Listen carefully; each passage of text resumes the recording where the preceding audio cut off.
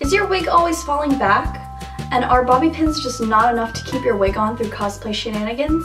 Well then stay tuned for this week's 2-Minute Tip Tuesday, because I'll be sharing with you a neat little trick to keep your wig on through anything.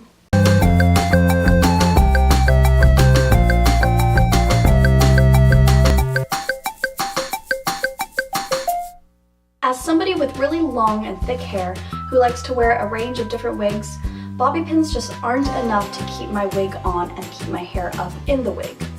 That is where wig pins come in. These little bad boys get woven between your hair and the wefts of the wig to really lock the wig in place. Bonus tip: place alligator clips at your temples and along your hairline to not only keep the baby hairs in, but to also weave the bobby pins underneath to really lock the wig onto your head. Lastly, make sure when you're buying wig pins to get the kind that have the little ball on the end. Otherwise, if it's flat, the tips will scrape your scalp and it'll hurt a lot. Thank you so much for watching this week's 2-Minute Tip Tuesday.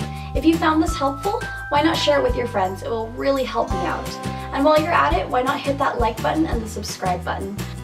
While you're there, why not hit the notification bell? That way you can be notified every time I post a new video, cosplay tutorial, vlog, or 2-Minute Tip Tuesday. Right, Bird? Yeah. I don't know why I'm doing your voice. I should be doing my voice. Yeah! And remember guys, cosplay is all about having fun. Isn't it, Bird? Isn't it? Yeah. I love you guys, and I will see you next week. Bye! Oh, she pooped on me. Thanks. You're a real pal, you know that? You're a real pal.